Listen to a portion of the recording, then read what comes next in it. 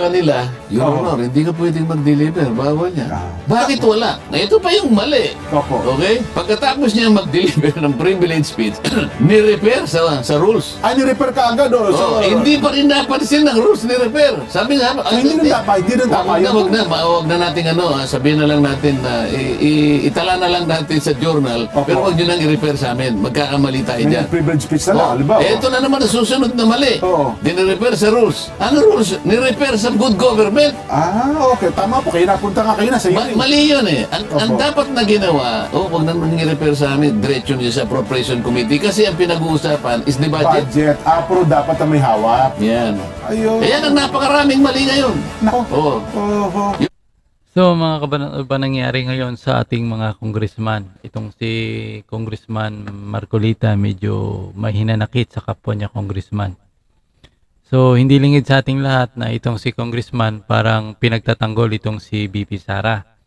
Lalo na doon sa budget na nakarang budget hearing noong 2023. No?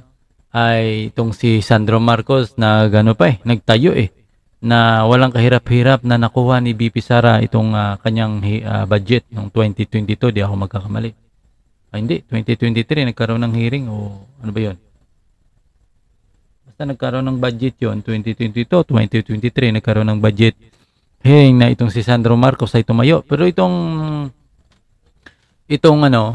talagang makikita mo talaga sa House of Representative may nagmamando mga kabanata. Mantakin mo itong si Congressman Marcolita, membro ito ng committee at ng vice chair. Pero nagulat siya, bakit siya tinanggal? Tinanggal siya bilang vice chair. Ang masama, tinanggal siya as a membro pa talaga. Grabe ng panggigipit. Talagang makikita mo na pinipilit i-take down itong mga Duterte.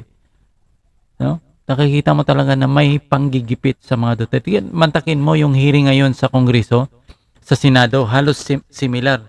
Saan ka ba kakita na puro investigasyon ang ginawa ngayon, na kalimutan na yung talagang problema sa ating bansa. Ang ginagawa ngayon, hearing dito, hearing doon. Makikita mo yung lundo ng kanilang posisyon sa pag-hearing ay papunta sa mga Duterte.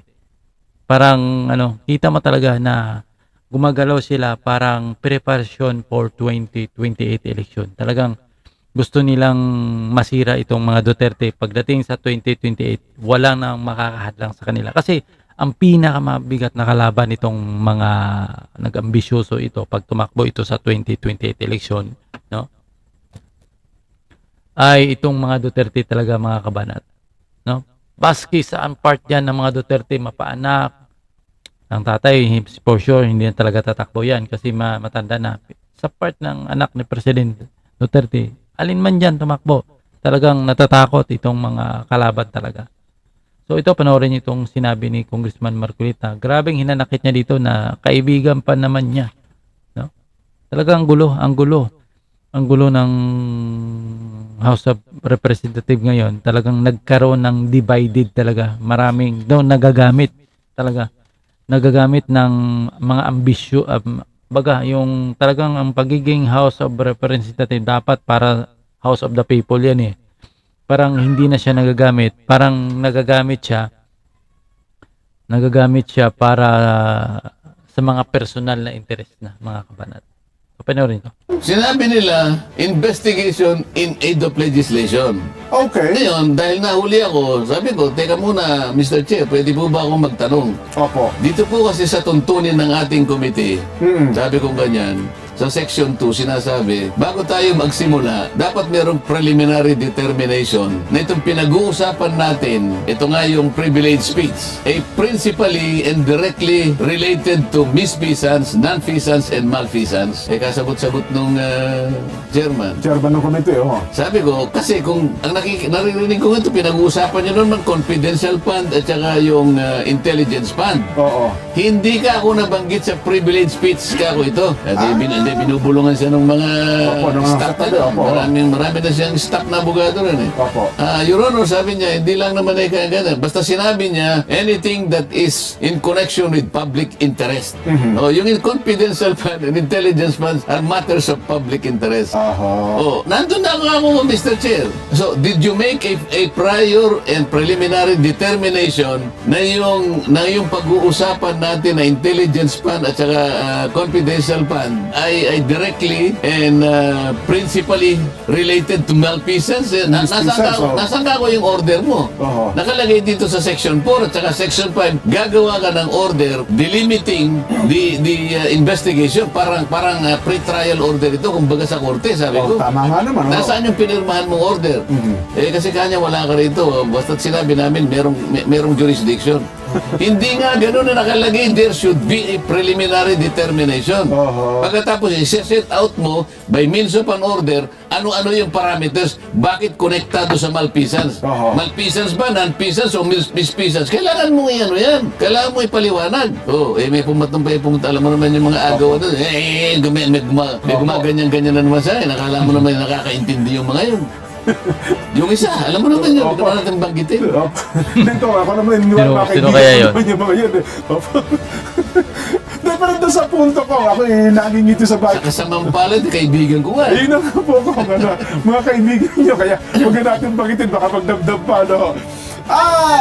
Baka naman nag-usap-usap sila ko kasi dito na bigla ang marami. Dati pala kayong vice chair ng committee ito. Kanina lang namin nalaman na hindi na pala kayo vice chair at hindi na rin pala kayong miyembro ng naturang committee. Paano kasi, nung ako'y nagpahayag na, Opo. tinatanong ko yung COA, sabi ko, Mr. Chair, I will take advantage of the presence of the representatives from COA. Opo. So, tinatanong ko, alin-alin po bang opisina Yan, opo. ang nabibigyan ng confidential or intelligence funds? Opo, oo. Makikita mo yung pagsagot nila, parang alumpihit pang sumagot para bang hindi nila alam. Ang dami nila ano po, LGU po. Sino nga sa LGU? Ayun. Hindi pa yung mga opisina ng mayor. Hindi naman po. Oo nga, alin-aling opisina ng mayor. Sa dami ng mayor natin dito sa bansang ito, at saka mga gobernador, GOCCs, Office of the President, yung kapulisan, even the armed forces of the and then the intelligence agencies of this country are recipients of intelligence and confidential funds. Sino-sino, bigyan mo ko ng ballpark figure. Pati ballpark figure. O sabihin mo na lang, marami, medyo marami, o marami. Hindi pa niya masabi yun eh. Wala siyang Because ano man ang sagutin niya doon, marami pala eh, medyo marami pala eh. Opo. Ipatawag nating lahat, hindi lang ang opisina ng Vice President. Lahat para may confidential fund sa Kung intelligence ang fund. ginagawa natin, kung totoong gumagawa tayo ng panukalang batas, para mas magandang magawa natin, patawag mo yung marami. Opo. Hindi itong in-isolate mo lang na isa. Yun ang punto ko eh. Opo. Because I will later move, sabi ko. Doon ako inano na, Ayun. you cannot do that because you are no longer a member. Hindi kayo pwede mag-motion. O isipin mo. Oo. Gusto ko parang umahahaba lang eh. Tsaka Opo. magkakasamaan lang na loob eh. Gusto ko sana sabihin, paano niyo ako tinanggal? Sino po nagtanggal sa akin? Hindi niyo man lang ako kinausap. Oo nga. Oo. Di ba? Not even a modicum of respect was accorded to this representation in replacing me as vice chair of this committee. At ngayon pala, gusto niyong mangyari, pagka pala inalis ako as vice chair, Opo. automatic pala ako, naalis din ako ng Hindi member. na kayo miyembro ng Paano committee. nangyari yun, Oo. Nelson? When Senior Deputy Speaker Gloria Macapagal Arroyo was removed from her office, she was still Deputy Speaker. Nawala lang yung Senior Pagiging Deputy. senior deputy speaker. O Opo. di sana, Oo. nung tinanggal siya as Senior Deputy Speaker, natanggal na rin siya pagiging Deputy Speaker. Oo nga, hindi na O, sila. ano dito? Oo. Nasaan ang logic dito? Pero hindi masakit ang loob ko dyan, ha? Opo. Sinasabi ko lang para maintindihan ng kababayan natin kung anong nangyayari sa amin ngayon. Ayun. Di ba? So, ito yung tradisyon pala Kailangan ko. maging bukas sa kaalaman nila. Tradisyon yun na parang hindi na rin pala ginagalang ngayon ng Kongreso, ng Kamara. Ng ano? Yung tradisyon ninyo na dapat kapag ka may aalisin, at sasabihan man lamang siguro yung mga miyembro, di ba? Alam mo, hindi lang tradisyon yun, kagandahang asal yun. Well, tama kayo, no? Respeto na lang sa kapwa. Oo. Huwag na Kapwa honorable tao. yung tradisyon kasi medyo malalim pa yun eh. Opo, opo. Ang pinag-uusapan is a customary, a modicum of respect. Oo. Dahil magkakasama tayo. Kultura Kasama Pilipino mo yun sa eh. majority. Aha. Paano ba yung i-text mo ako? Kung, pasensya na ha, may kursunada sa position mo. Ibigay ko muna sa kanya. Pero member ka pa rin. Halimbawa ganon. Kasi, member ako nun eh. Opo. Yung pagiging vice chair, pribilehyo lang yon. Inalis mo akong, pwede mo akong alisin na vice chair. Pero member ako eh. Saan mo ka ako ibinatay na tuntunin? Wala silang may pakitang tuntunin eh. Opo. Basta okay lang papayag ako na kapag ka inalis mo ako bilang vice chair, naaalis na rin ako bilang member, ipakita mo lang sa akin ang tuntunin. Okay na ako. Mukhang namroblema Diba? si Kong Joel Chua kasi first term congressman ito eh. Ay, wala naman akong problema Oo. sa kanila. Kung sagutin nila o hindi lang sagutin, wala akong problema dyan. Naku. Pero ang nakalimutan ko lang, dahil sa pagmamadali ko kasi, Jen, Opo. una, anong pangalan nung congressman na nag-deliver ng privilege? Congressman na Roland Barillano po, ng Oo. Maynila. Opo. Ang mali doon, yun ba ay nayopay ito? Hindi. Parang third termer na bata o second termer na congressman ng Maynila. Oh, sa mga tweet, marami nagkamali doon eh. Siya at saka kung sino man yung deputies, kung sino man yung speaker ng panahon na siya nag-deliver, Opo. kaya pati yung isang batalyon na kasangkot sa opisina Opo. ng majority leader. Oho. Kasi ang majority leader ang bastonero. Tama po. Kaya narito eh, lahat ng kanyang deputy majority leader, assistant deputy majority leader, hindi naman lang nila naisip na kapag ka ang isang panukalang batas, yung bill, ito yung panukalang Opo, batas, panukalang yung batas. budget. Oho. Kapag ka dinideliberate ang isang bill, Okay. kabawal-bawalan na may tatayo sa plenaryo at magdi-deliver ng privilege speech on the same subject matter. Bawal pala Tradisyon yun. Bawal tradisyon. yun. Bawal, hindi lang kami, maski sa Senado magtanong ka, kilala mo naman si... O tama, kung na Francis Tolentino, Sentol, opo. Tanungin mo si Tol. Ayun. So, Tanungin mo si Robin Padilla, baka alam niya. kay Sentol na lang po, okay na tayo. Tanungin mo kay Senator Jinggoy, baka hindi niya alam.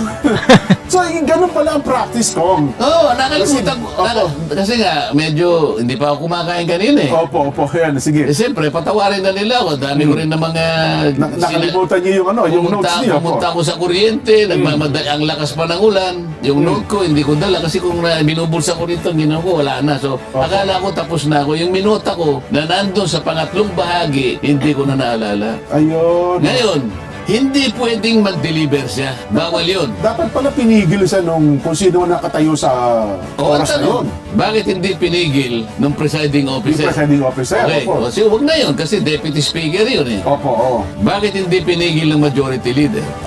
Okay, nakalimutan ng majority leader. Ikaw, Manix. Paano yung nandun ng mga batalyon yung generals, ha? Ang mga bastonero niya Yung bastonero, deputy majority, Oo. meron pang assistant. Meron pa mga Kasi alam ko SDML. yun, nung ako naging senior deputy rin ako, SDML, oo. may mga 15 mga tauhan ako doon. Opo, oo. Wala man lang bang nagsabi sa kanila, Your Oo. Honor, hindi ka pwedeng mag-deliver, bawal niya. Ah. Bakit wala? Na ito pa yung mali. Opo. Okay? Pagkatapos niya mag-deliver ng privilege speech, ni-repair sa rules. Ay, ni-repair ka agad, oo. So, Hindi pa rin napansin ng rules ni repair. Sabi nga, hindi na tama, hindi na tama yun. Huwag na natin sabihin na lang natin na itala na lang natin sa journal, Opo. pero huwag nyo nang i-repair sa amin. Magkakamali tayo may dyan. privilege speech na lang, halimbawa. Ito na naman ang susunod na mali. Oo. Dinirepair sa rules. Ano rules? Ni-repair sa good government. Okay. Tama po. Kaya napunta ka kayo na sa hearing. Mali yun eh. Ang Opo. dapat na ginawa, huwag naman i-repair sa amin, diretso nyo sa appropriation committee kasi ang pinag-uusapan is the budget. Budget. Pero dapat na may hawak. Yan. Ayun. Ayan ang napakaraming mali ngayon. Nako. Oo. Oho. Yung pagkakatanggal sa akin, huwag nyo na isama sa mali. Pabayaan na natin. Okay na sa inyo. Okay ano? na ako doon. Invite. So yon, mga kabanat, nakita niyo yung sama ng loob nitong si Congressman Marcolita at marami talagang nagawang mali. Itong mga baguhan kasi, parang mga halang. Ewan ko ba nangyari ngayon sa House of Representative? Talang nakikita ko parang naging naging kamote siya mga kabanatin. Wala na talaga siya sa hulog. Ngayon, no, kita mo na ngayon, mayroon na naman silang binabalak. Talagang Duterte pa rin. Gusto nilang pagdinig sa kay BP Sara sa budget. Parang gusto nilang lustayin yung pera ng taong bayan sa kakaga-hearing sa walang katuturan, mga kabanat. Tsaka makikita natin ginagamit talaga nila yung ginagamit talaga nila, mga kabanat, yung kanilang posisyon para gibain itong mga Duterte. Yun ang nakikita ng ilan. At minsan, yun din, agree din ako, nakikita ko rin yan, na parang sinisikap ng mga kalaban na gibain at ginagamit yung kanilang posisyon para gibain itong mga Duterte talaga. For preparasyon, lagi akong niya, itong ginagawa nilang paggiba sa kay Presidenta sa mga Duterte ay preparasyon ito for 2028. Hindi ito for 2025. 2028 ito, mga kabanat. Grabing nila yan, preparasyon nila. So yan lang. See you next video, mga kabanat.